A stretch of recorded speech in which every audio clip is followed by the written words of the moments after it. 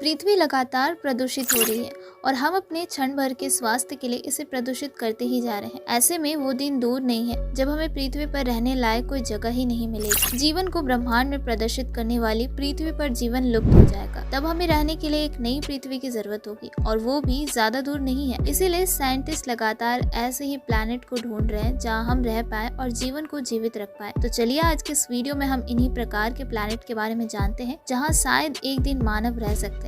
इसीलिए आप भी मेरे साथ इस वीडियो में एंड तक जरूर बने रहिएगा। दोस्तों, हाल ही में साइंटिस्टों को ब्रह्मांड में 2 ऐसे प्लैनेट मिले हैं जो कि हमारी पृथ्वी के जैसे हो सकते हैं। इसीलिए इन्हें साइंटिस्ट सुपर अर्थ भी कहते हैं। तो क्यों ना सबसे पहले इन्हीं सुपर अर्थ के बारे में जान लिया जाए। दोस्तों, सुपर अर्थ प्लैनेट की एक श्रेणी है जहाँ हमारी पृथ्वी से आकार में ज्यादा बड़े व भारी प्लैनेट रहते हैं। हालांकि इनका आकार और वजन गैस से बने प्लैनेट जैसे कि नेपच्यून और यूरेनस से कम रहता है। इसके अलावा एक खास बात ये भी है कि सुपर अर्थ वाले प्लैनेट का आकार हमारी पृथ्वी के कंपेयर में 2 से 10 गुना तक ज्यादा बड़ा हो सकता है। हालांकि कई बार सुपर अर्थ वाले प्लैनेट को एक रेफरेंस के हिसाब से देखा जाता है, जहां उनके आकार को दूसरे एक्सोप्लैनेट के साथ कंपेयर करके उनके सटीक आकार के बारे में पता लगाया जाता है। इसीलिए हर बार एक सुपर अर्थ हमारे लिए पृथ्वी की तरह रहने लायक ही हो, ये संभव नहीं हो पाता। दोस्तों, इसके नाम से भले ही अर्थ शब्द का प्रयोग क्यों न किया गया हो, लेकिन हमेशा नाम से काम नहीं बनता। वैसे एक खास बात यह है कि हम इसके बारे में ज्यादा कुछ नहीं जानते। सुपर अर्थ की श्रेणी में आने वाले प्लैनेट ना तो हमारे सोलर सिस्टम में है और ना ही हमारे आसपास मौजूद किसी दूसरे सोलर सिस्टम के अंदर। इस तरीके से प्लैनेट अक्सर दूर स्थित किसी मिल्की वे के अंदर दिखाई देते हैं। हाल ही में किए गए खोज से पता लगा है कि साइंटिस्टों को 2 नए पृथ्वी जैसे प्लैनेट मिल गए। इन 2 नए प्लैनेट ने एक्सोप्लैनेट की सूची को और भी ज्यादा लंबा कर दिया है। एक्सोप्लैनेट हमारे सौर मंडल के बाहर मौजूद प्लैनेट है जो कि किसी दूसरे सौर मंडल का हिस्सा भी हो सकता है। खैर, ये दोनों ही नए प्लैनेट बाकी एक्सोप्लैनेट की तुलना में काफी ज्यादा खास है, क्योंकि इसके अंदर कुछ ऐसी खूबियां हैं जिनको देखकर साइंटिस्ट इसके प्रति खींचे चले आ रहे हैं। एक तो ये दोनों ही प्लैनेट पृथ्वी से काफी ज्यादा पास है। वैसे सूत्रों के अनुसार ये दोनों प्लैनेट पृथ्वी से मात्र 100 प्रकाश वर्ष की दूरी पर स्थित है। इसके अलावा एक प्लैनेट हूबहू पृथ्वी की तरह ही दिखाई दे रहा है। साइंटिस्टों को लग रहा है कि इन प्लैनेट के ऊपर हेजिटेबल जोन हो सकता है जहाँ पर जीवन पनप सकता है। वैसे इस जोन के अंदर पानी तरल अवस्था में रह सकता है और जीवन के लिए अन्य जरूरी चीजें भी यहाँ मौजूद रह सकती है। खैर, पॉसिबल है कि इस जोन में उचित मात्रा में स्टार लाइट भी पड़ती होगी, जिससे वहाँ का तापमान भी रहने लायक हो सकता हो। खैर, साइंटिस्टों को लगता है कि खोजे गए ये दोनों ही नए प्लैनेट पृथ्वी से आकार में 30 से 40 गुना तक बड़े हो सकते हैं और इन दोनों ही प्लैनेट के अंदर के हिस्से पत्थर से ही बने हुए होंगे। दोस्तों, TOI 4306 सूर्य की तुलना में काफी ज्यादा ठंडा होने के कारण इसके पास मौजूद 2 प्लैनेट में से एक प्लैनेट के ऊपर जीवन की उत्पत्ति हो सकती है। ये प्लैनेट जीवन के लिए इतना अनुकूल है कि आप शायद ही सोच सके। ये प्लैनेट पृथ्वी के जितना ही सोलर रेडिएशन प्राप्त करता है, जिसका ये अर्थ हुआ है कि इसके ऊपर तरल पानी हो सकता है जो कि जीवन का स्रोत है।